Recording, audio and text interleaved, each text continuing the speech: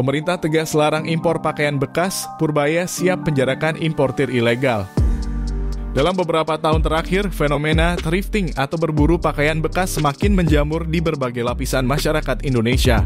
Tak hanya digandrungi oleh anak muda, tren ini juga diminati oleh kalangan dewasa yang ingin tampil modis tanpa harus merogoh kocek dalam. Harga murah, kesempatan menemukan produk bermerek, hingga nilai estetika barang vintage menjadi daya tarik utamanya. Namun di balik maraknya budaya thrifting ini, terdapat sisi gelap yang kerap diabaikan. Pemerintah menegaskan bahwa impor pakaian bekas merupakan tindakan ilegal dan bisa berujung pada hukuman pidana. Meski sudah ada larangan dan operasi penertiban, praktik impor ilegal ini justru semakin sulit dikendalikan. Larangan impor pakaian bekas bukanlah kebijakan baru. Pemerintah Indonesia telah memiliki dasar hukum yang tegas untuk melarang kegiatan tersebut. Undang-Undang Perdagangan Nomor 7 Tahun 2014 menyebutkan bahwa setiap barang impor harus dalam kondisi baru. Pelanggaran terhadap aturan ini dapat dikenakan sanksi pidana hingga 5 tahun penjara dan atau denda maksimal 5 miliar rupiah. Selain itu, Peraturan Menteri Perdagangan Nomor 40 Tahun 2022 secara eksplisit memasukkan pakaian bekas dalam daftar barang yang dilarang untuk diimpor dengan kode HS 6309000. Dari sisi pelindungan konsumen, Undang-Undang Nomor 8 Tahun 1999 juga melarang pelaku usaha memperdagangkan barang yang tidak memenuhi standar kesehatan dan keselamatan. Pakaian bekas impor yang tidak melewati proses pemeriksaan resmi jelas tergolong barang berbahaya dan melanggar ketentuan tersebut. Pelarangan impor pakaian bekas tidak semata-mata karena alasan administratif. Di baliknya, terdapat ancaman besar terhadap ekonomi nasional dan kesehatan masyarakat. Masuknya pakaian bekas impor ilegal membuat produk lokal sulit bersaing. Barang bekas bermerek yang dijual murah menggerus pasar UMKM di sektor tekstil. Padahal industri ini mempekerjakan jutaan tenaga kerja di Indonesia. Menurut data dari Asosiasi Produsen Serat dan Benang Filament, peredaran pakaian bekas impor menyebabkan penurunan konsumsi produk lokal hingga 432.000 ton pada tahun 2022. Angka itu setara dengan 22,73% dari total konsumsi nasional. Dampaknya bukan hanya penurunan omzet, tetapi juga ancaman pemutusan hubungan kerja massal. Selain itu, negara dirugikan karena tidak menerima bea masuk dan cukai dari barang-barang ilegal tersebut. Pakaian bekas impor seringkali datang tanpa proses sterilisasi.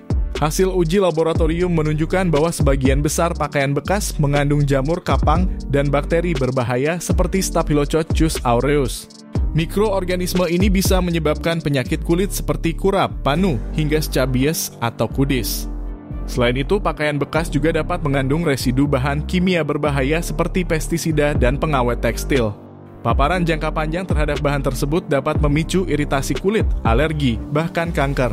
Walau aturan sudah jelas, praktik impor pakaian bekas tetap subur karena berbagai faktor.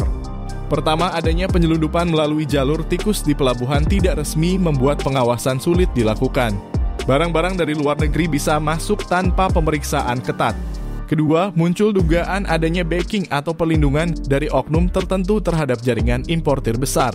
Sementara pedagang kecil di pasar atau toko online hanyalah bagian kecil dari rantai bisnis besar yang beroperasi secara terorganisir.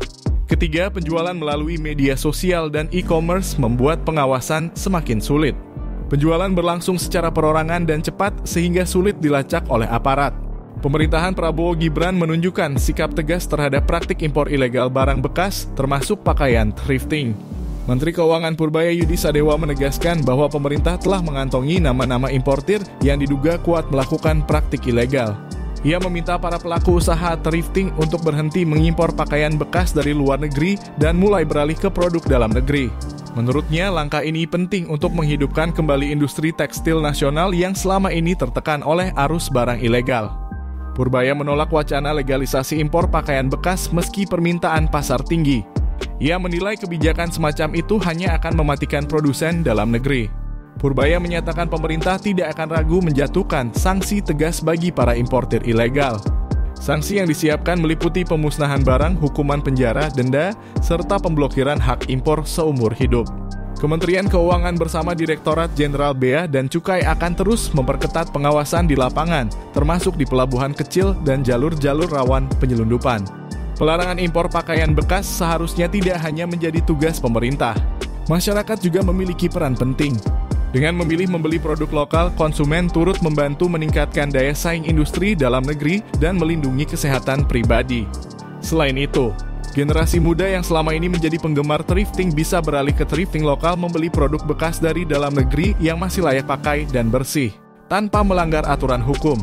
Dengan langkah bersama antara pemerintah, aparat penegak hukum, dan masyarakat, praktik impor ilegal pakaian bekas dapat ditekan serta industri tekstil nasional bisa bangkit kembali.